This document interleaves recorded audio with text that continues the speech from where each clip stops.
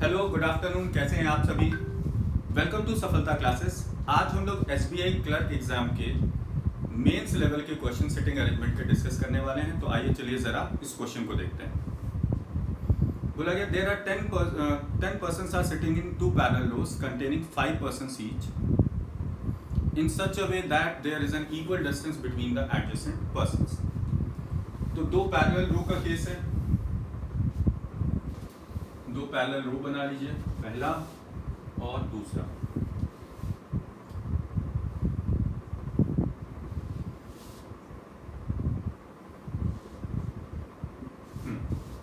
ठीक है।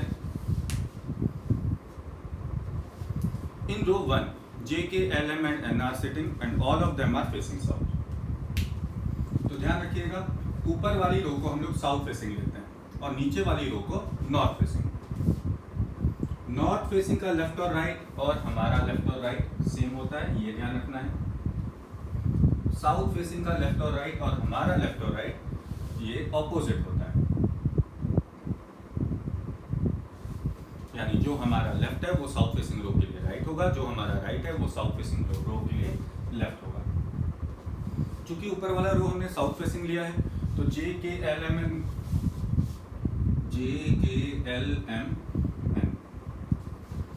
ये सारे होंगे साउथ फेसिंग रो में, और F, G, H, I, O ये हैं नॉर्थ फेसिंग रो में।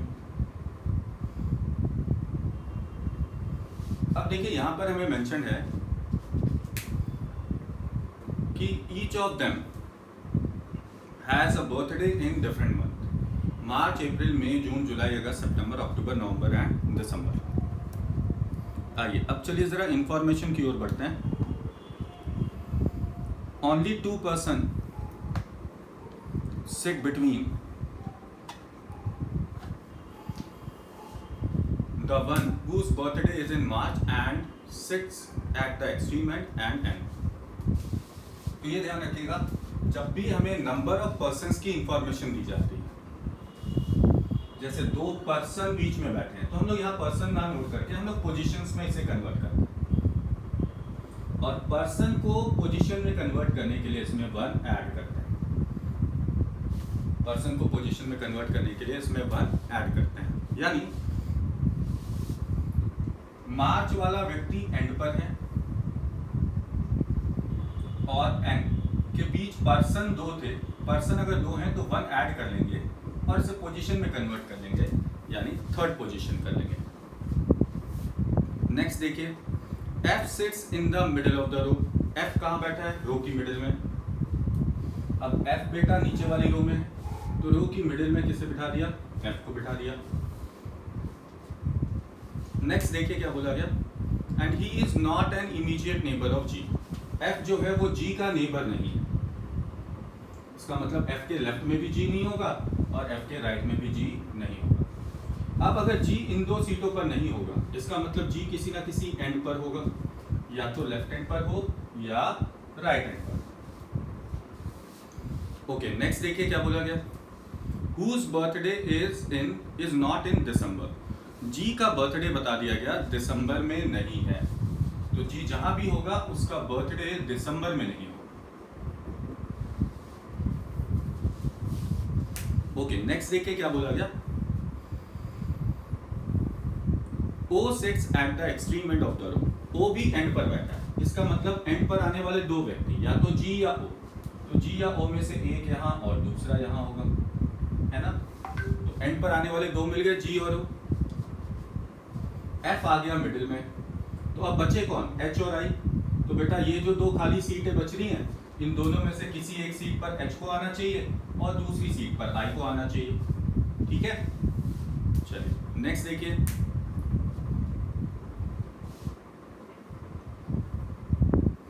N's बर्थडे इज इन जुलाई। अच्छा, N का बर्थडे हमें मेंशन है जुलाई को है,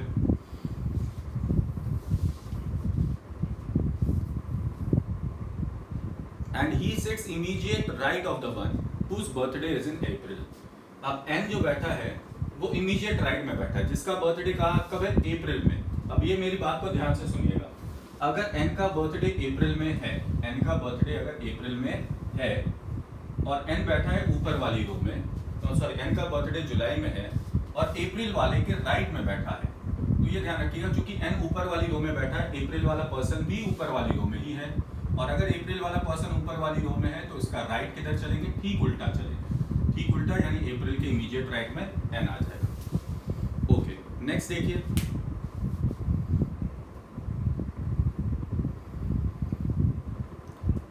n faces the immediate neighbor of G।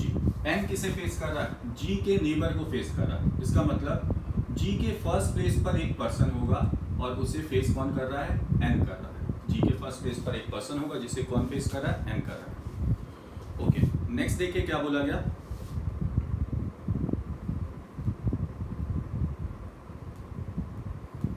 n faces the immediate neighbor of G, L does not sit at the extreme left end। L जो है रो की लेफ्ट एंड पर नहीं है, तो ये वाला एंड हमारा लेफ्ट एंड है, यानी L बेटा यहाँ पर नहीं होगा। ठीक है, ये देखना ये L लेफ्ट के लिए है, ये ध्यान रखना, तो कंफ्यूज नहीं होना। ठीक है, चलिए नेक्स्ट देखिए क्या बोला गया,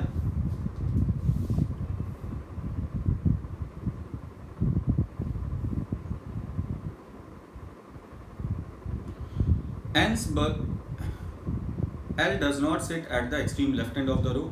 F's birthday is not in November। F's birthday is not in November। तो F का बर्थडे नवंबर में नहीं है, तो यहाँ हम नवंबर पुट नहीं कर सकते। ओके, नेक्स्ट देखिए, Only one person sits between K and M। K और M के बीच एक पर्सन बैठा है, K और M के बीच एक पर्सन बैठा है। Only one person sits between K and M। K और M के बीच एक पर्सन है, पर्सन अगर एक है तो पोजीशन में कन्वर्ट करने के लिए 1 ऐड करते हैं, यानी पोजीशन इनकी क्या हो जाएगी, सेकंड हो जाएगी। ओके, नेक्स्ट देखिए क्या बोला गया, Whose birthday is in March, यानी M का बर्थडे हमें मेंशन है कब है, मार्च में। अगर M का बर्थडे मार्च में, और देखिए M से सेकंड प्लेस पर K भी है और M से थर्ड प्लेस पर N भी है, तो हम लोग ऐसे नोट कर सकते हैं M से सेकंड प्लेस पर K और M से थर्ड प्लेस पर N, दोनों बातें आप हो जाएंगी।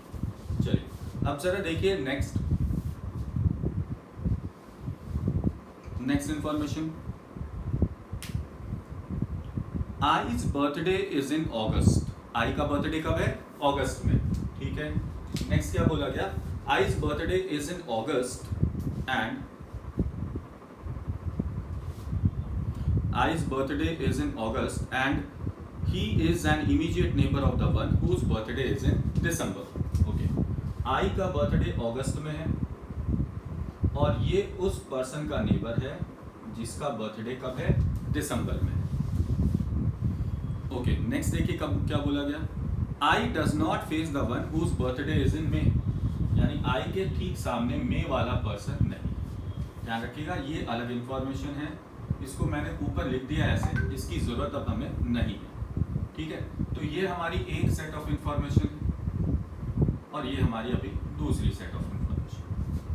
आई के सामने मे वाला पर्सन नहीं होगा, इसलिए हमने क्या दे दिया, क्रॉस मार्क दे दिया। ओके, नेक्स्ट देखिए, नेक्स्ट इंफॉर्मेशन क्या है हमारे पास, I does not faces the one whose birthday is in May। H's birthday is in June। H का बर्थडे कब है, जून में है। And he is an immediate neighbor। H का बर्थडे है जून में और वो immediate neighbor है, and he is an immediate neighbor of the one whose birthday is in November। ये उसका नेबर है जिसका बर्थडे कब होगा, नवंबर में होगा। The one whose birthday is in November faces the one who is an immediate neighbor of the one whose birthday is in July। यानी नवंबर के सामने पहली सीट पर कौन आ जाएगा, जुलाई आ जाएगा। बोला गया जिसका बर्थडे नवंबर में है उसके ठीक सामने का नेबर कौन होगा, जिसका बर्थडे जुलाई में। ओके, नेक्स्ट देखिए, There are only 2 persons between the one whose birthday is in September and the one whose birthday is in May।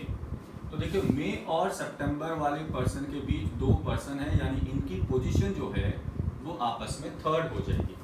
3rd हो जानी, ठीक है। Else birthday is not in September, L का birthday सितंबर में नहीं है, ठीक। ओज बर्थडे इज नॉट इन अक्टूबर, ओ का बर्थडे अक्टूबर में नहीं है, तो ओ का बर्थडे अक्टूबर में नहीं है, इसलिए यहाँ भी क्रॉस मार्क। चलिए, तो हमारे पास कुछ इतनी ही जानकारी है, अब इसे सॉल्व करना कैसे शुरू करेंगे। तो देखो, हमें ये बताया गया है कि बेटा m एक एंड पर बैठेगा, m का बर्थडे मार्च में है और वो एक एंड पर बैठेगा। कौन सी एंड पर बैठेगा अभी क्लियर नहीं है, तो m को बिठाने की दो पॉसिबिलिटीज हैं हमारे पास, या तो m हमारा लेफ्ट हैंड पर हो या राइट हैंड पर हो। तो एक एक करके दोनों पॉसिबिलिटीज हम लोग चेक करेंगे। अगर हम m को राइट हैंड पर रखते हैं तो क्या होगा, तो m को यहाँ रखा और m का बर्थडे बताया गया कब है, मार्च में। अच्छा, m से 3rd प्लेस पर n, 1st 2nd 3rd, यहाँ आ जाएगा n, और n का बर्थडे है जुलाई, और m से 2nd प्लेस पर k, m से 2nd प्लेस पर k। अब हम पता है जुलाई के इस साइड अप्रैल लेना होगा, तो यहाँ मंथ क्या ले लेंगे, अप्रैल ले लेंगे। अब देखिए, जुलाई के सामने 1st प्लेस पर जी आना चाहिए, तो जुलाई के सामने 1st प्लेस पर इधर जी नहीं आ सकता, तो दूसरी साइड जी लेना होगा। और हमें पता है कि जी अगर एक एंड पर आ गया राइट हैंड पर, तो उसका मतलब लेफ्ट हैंड पर डेफिनेटली कौन आ जाएगा, ओ आ जाएगा। लेफ्ट हैंड पर डेफिनेटली कौन आ जाएगा, ओ आ जाएगा, ठीक है। अब देखिए आगे की जानकारी क्या है, तो अब हम लोग यहाँ देखते हैं, जुलाई चूंकि हमने पुट कर लिया, तो जुलाई के 1st प्लेस और सामने नवंबर आना चाहिए। जुलाई के 1st प्लेस सामने और 1st प्लेस, तो जुलाई के सामने और 1st प्लेस पर नवंबर। अब 1st प्लेस तो सामने यहाँ भी आ सकते हैं, जुलाई के 1st प्लेस और सामने यहाँ भी आ सकते हैं। एफ की जगह नवंबर पॉसिबल नहीं है, तो इसका मतलब नवंबर को फिलहाल जी के साथ रखना होगा, नवंबर को जी के साथ रखना होगा, ठीक है। और नवंबर से 1st प्लेस पर एच आएगा जिसका बर्थडे जून में, तो नवंबर वाले से 1st प्लेस पर एच और एच का बर्थडे जून। अब जैसे ही यहाँ एच आ गया तो बेटा यहाँ खुद ब खुद आई आएगा, और आई का बर्थडे कब है, अगस्त। आई का बर्थडे कब है, अगस्त। अब जरा देखिए, हमें बोला गया था कि मई से 3rd प्लेस पर सितंबर आना चाहिए, तो हमारे पास यहाँ जो दो जगह बच रही है ये दोनों एक दूसरे से 2nd है, 3rd तो है नहीं, और यहाँ भी जो जगह बच रही वो इमीडिएट है, 3rd तो है नहीं। यानी इस कंडीशन में हम मई और सितंबर को यहाँ पुट नहीं कर सकते। क्योंकि यहाँ पर मई और सितंबर को हम पुट नहीं कर सकते, इसका मतलब कि ये जो पॉसिबिलिटी हमने m की ली थी, ये पॉसिबिलिटी बेटा सही नहीं है, ठीक है ना, समझ में आई बात। क्योंकि मई और सितंबर एक दूसरे से 3rd प्लेस पर है, और 3rd प्लेस की सीट ही खाली नहीं है, और 3rd प्लेस की सीट खाली नहीं है, इसका मतलब है कि ये जो पॉसिबिलिटी हमने m और मार्च की ली थी ये सही नहीं है। इट मीन्स इसे अब हमें हटाना होगा, ये पॉसिबिलिटी गलत हो गई। तो m की अगर एक एंड की पॉसिबिलिटी हमारी गलत हो गई, तो अब हमारे पास m को पुट करने के लिए केवल एक पॉसिबल कंडीशन बच रही, और वो पॉसिबल कंडीशन है कि हम m को इस एंड पर रखें। तो बेटा m यहाँ आ जाएगा मार्च, m से 3rd प्लेस पर n, 1st 2nd 3rd, यहाँ आ जाएगा n, और यहाँ आ जाएगा जुलाई। m से 2nd प्लेस पर k, तो m से 2nd प्लेस पर k, और हमें पता है n के लेफ्ट साइड किसे रखना है, अप्रैल को, तो हमने अप्रैल को रख लिया k की जगह। अब जहाँ m जुलाई आया है, इससे 1st प्लेस और ठीक सामने इसके सामने और 1st प्लेस पर g आना चाहिए। n के सामने राइट हैंड साइड g नहीं आ सकता, g को एंड पर आना है, यानी इस एंड पर g आ जाए। अब जैसे ही जी हमारी लेफ्ट हैंड पर आ गया, तो दूसरी एंड पर डेफिनेटली कौन आ जाएगा, ओ, क्योंकि हमें पता है जी और ओ में से ही कोई एक एंड पर होगा। चलिए, ये हमने पुट किया। अब यहाँ आते हैं, हमें पता है जुलाई के 1st प्लेस और सामने क्या आना चाहिए, नवंबर। जुलाई के 1st प्लेस और सामने क्या आना चाहिए, नवंबर। अब देखिए जुलाई यहाँ है, 1st प्लेस और सामने, यहाँ तो f है, और f की जगह हम नवंबर पुट नहीं कर सकते, इसका मतलब यहाँ नवंबर नहीं आ सकता। तो दूसरी साइड देखेंगे, 1st प्लेस और सामने, यहाँ क्या आ जाएगा बेटा, नवंबर आ जाएगा। और देखिए नवंबर से 1st प्लेस पर किसे आना चाहिए, h, और h का बर्थडे कौन सी मंथ में, जून। नवंबर से 1st प्लेस पर h, और h का बर्थडे कौन सी मंथ में, जून। तो यहाँ क्या आ जाएगा बेटा, जून आ जाएगा। जैसे GHFO की सीट फिक्स हो गई, I के लिए एक सीट बचेगी और उस सीट पर हमने किसे रख लिया, I। अब हमें पता है I का बर्थडे कब है, अगस्त में।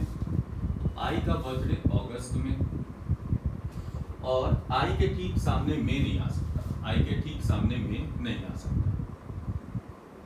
अब देखो मेरी बात, हमें पता है मई से 3rd प्लेस पर सितंबर आना है, मई से 3rd प्लेस पर सितंबर।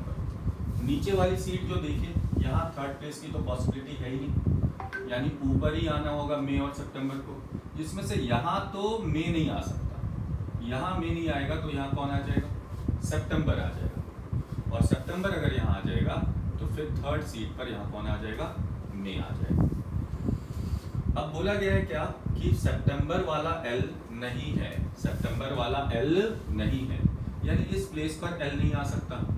तो देखो L के लिए हमारे पास एक ही जगह बच रही है ना, तो उस जगह पर किसे रख लेंगे, L को रख लेंगे। अब देखो ऊपर वाली रो में L M K आ गया, M आ गया, बचा कौन, J बचा, तो J को हमने पुट कर लिया। ऊपर वाली रो का हमारा काम पूरा होता है। इसी तरह अब हम लोग बढ़ते हैं जरा बेटा नीचे वाली रो में, और नीचे वाली रो में काम करके देखते हैं कि ये काम किस तरीके से होगा। नीचे वाली रो में देखिए, O बेटा अक्टूबर में बर्थ इसका नहीं है, तो O का बर्थ अक्टूबर में नहीं है, तो अक्टूबर को पुट करने के लिए हमारे पास केवल एक ही जगह बच रही है, इसलिए यहाँ क्या पुट कर लेंगे, अक्टूबर पुट कर लेंगे। और हमें पता है ना अगस्त से 1st प्लेस पर क्या आना चाहिए, दिसंबर। अब चूंकि अगस्त यहाँ है तो इधर दिसंबर नहीं हो सकता, तो दूसरी साइड क्या रख लेंगे बेटा, दिसंबर। तो देखिए ये बेटा ये क्वेश्चन अब हमारा होता है सॉल्व। आई थिंक आपको सारी कंडीशंस यहाँ पर समझ में आ गई होंगी कि क्वेश्चन को किस तरीके से अप्रोच करना है। तो आज के लिए अभी बेटा फिलहाल इतना ही, और हमारी वीडियोस को देखते रहिए, हमारे चैनल को सब्सक्राइब कीजिए और इसे मैक्सिमम लोगों के साथ शेयर कीजिए। Thank you very much for attending the session. That's it for the day.